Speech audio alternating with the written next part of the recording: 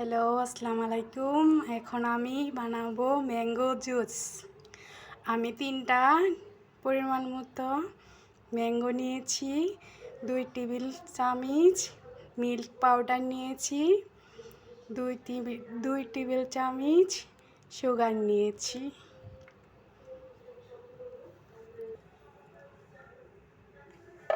আমি এখন নেব একটু পানি।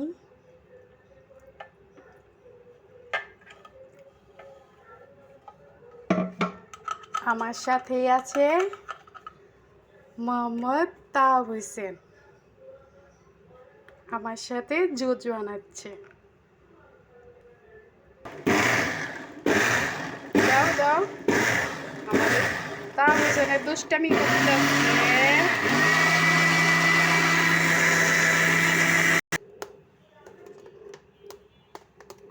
তাওয়াব হোসেনে ঘোটাচ্ছে। হয়ে গেছে আমাদের ম্যাঙ্গো জুস।